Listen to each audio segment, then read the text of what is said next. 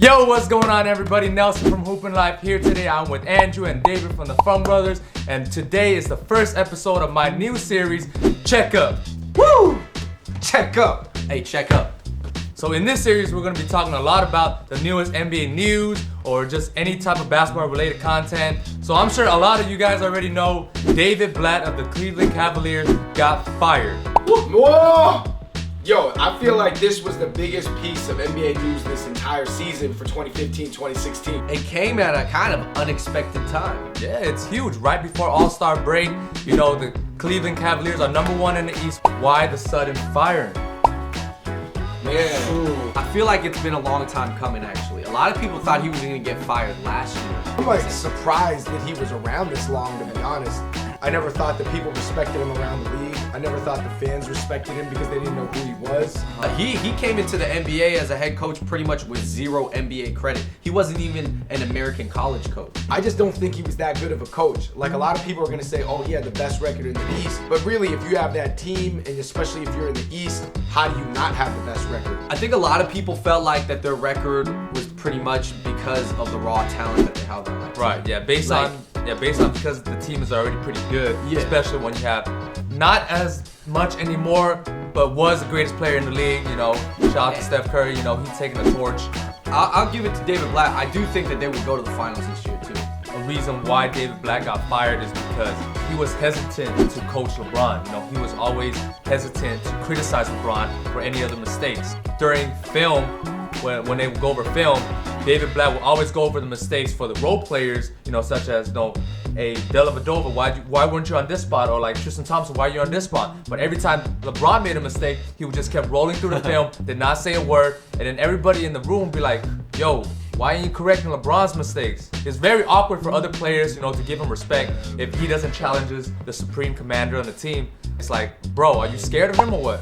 And I mean, imagine how that's like when they're watching game tape, and then he's like, Matt, you gotta do that differently, and then LeBron misses like 2 free throws in a row, and it's just like, or like, all right, moving on. Yeah, I mean, just another reason why Blatt was not good with, you know, the team is that he didn't have good connections with the players.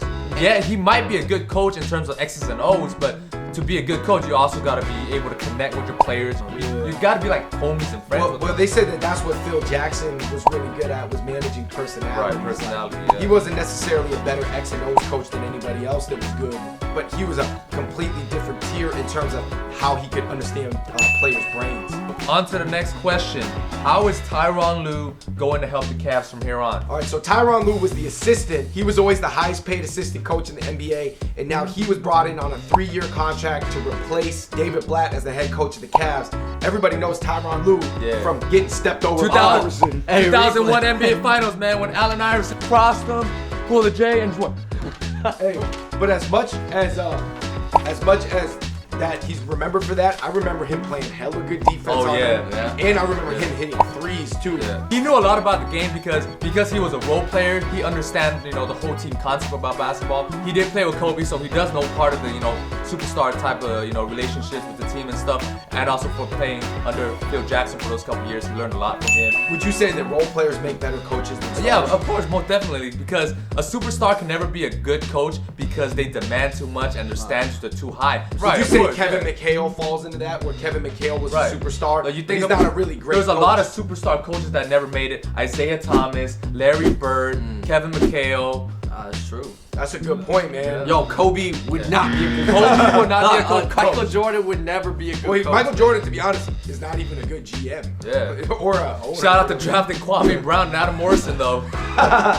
Great players, bad coaches. From a system perspective, though, what do you guys think of the Cavs' current system?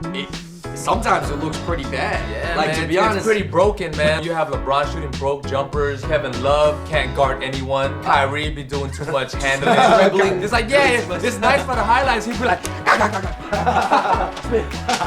but like, it's not effective. Those are just highlight plays. You know, sometimes he does dribble a lot too much, but you know, you gotta get the ball around. Kyrie going. I remember even back in Miami, Eric Spoelstra and LeBron had a little tension. Spoelstra and LeBron. Eric Spoelstra.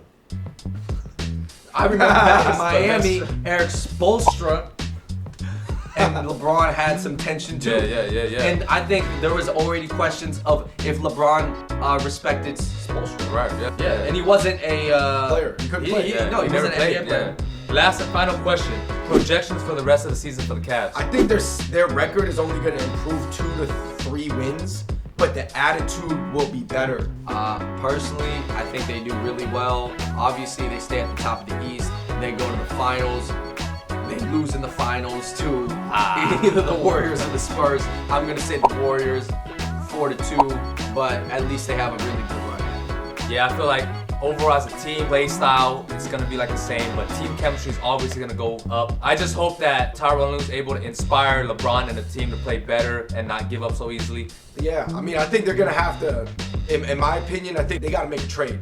Yeah, they're gonna have to shake it up real quick. And let me tell you this, they ain't trading Tristan Thompson's contract. Oh, dang, nobody's gonna pick him up. Damn! Maybe they should trade him for Draymond since they're worth the same amount of money. Oh, man, they paid him $90 million, $89 for 10 and 9. Just to grab offensive rebounds. Yeah, just for offensive rebounds and putbacks. Well, sometimes you gotta pay it. Alright guys, that wraps up today for our talk about, David Blatt's firing. Let us know in the comments below what you guys think about the firing. And, if you guys agree or disagree with whatever we talked about. Also, let us know what you guys think about what the future is going to be like for the Cavs. Let us know in the comments below what other topics you guys want us to talk about and discuss. Shout out to Andrew, shout out to David, and until next time, we out. Check up!